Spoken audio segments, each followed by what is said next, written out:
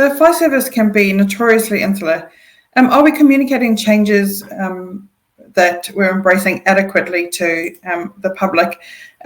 Jacob, I know you've got to end on time, but do you have time to? Oh, he's jumped off. Right, I'm going to go straight to Dave.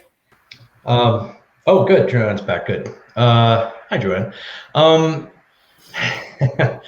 So are we communicating the changes, like what's happening here right now and all the things that we're discussing to say the community at large? No, we're just not. My personal take, are we doing some of it? Yes. Are community outreach programs becoming more robust? Yes, they are. Are we recognizing those differences in the cultures that are in our community and conforming our community outreach programs to those different communities? I think we're getting better. I think we're getting slowly better with that. But what's always happening in the background, right? We've got some Australia here on the panel. Guess what the #1 calendar seller is in the world? It is the Australian firefighters calendar.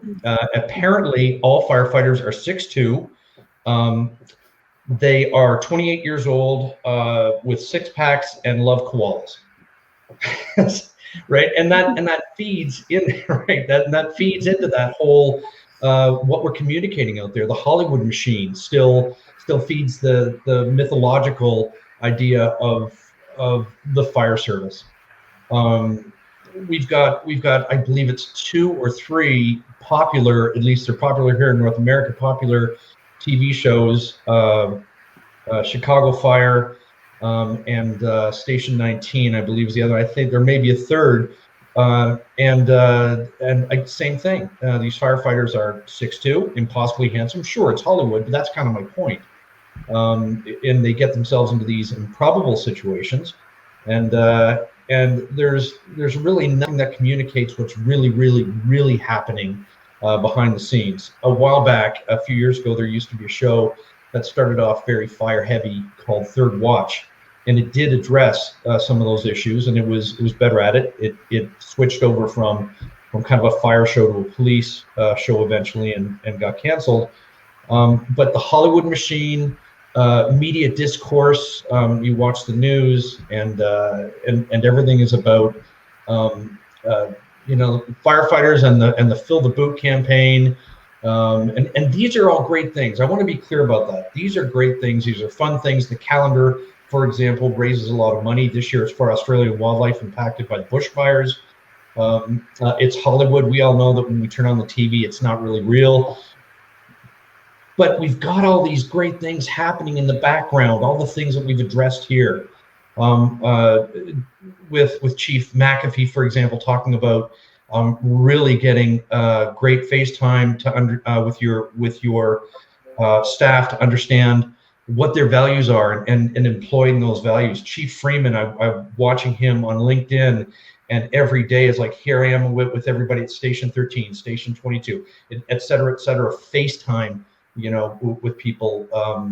All the discussions today about diversity and inclusion. This is good stuff that's happening, but sadly, I believe it's still happening mostly behind closed doors. I think we need to do a much better job of reaching out to the world and showing beyond a 5-minute YouTube video of a day in the life of a firefighter. Beyond that, really showing what this job is truly about, what it takes out of you, what it takes to get the job, which is where I reside. What I see these job candidates and eventually recruits when I work with them in academy, what I see they have to go through just to get the job. Chief Lasky out of the FDNY famously says that it's a job, just getting the job. I don't think the world knows that, and I think we need to do a better job in communicating all the great changes that are happening behind the scenes. They shouldn't be behind the scenes.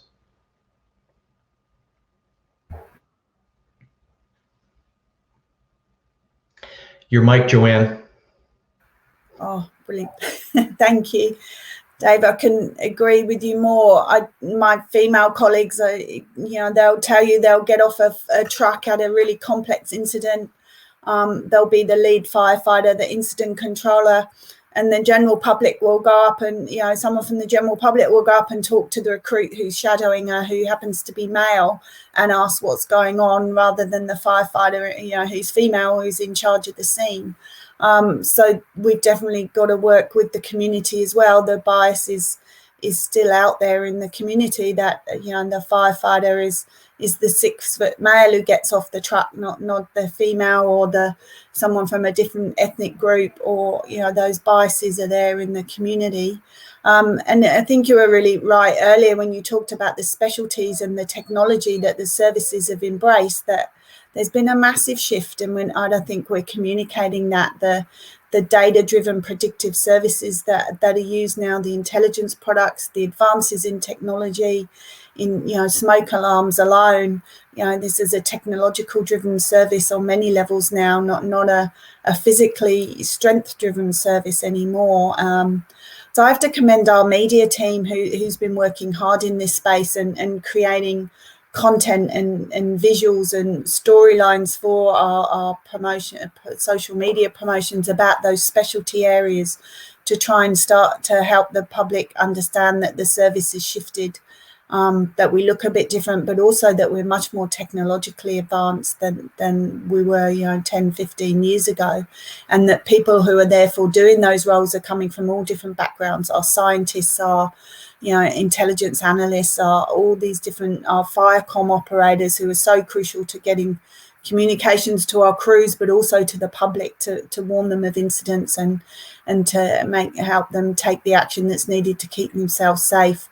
So we definitely need to do more of that and promote that.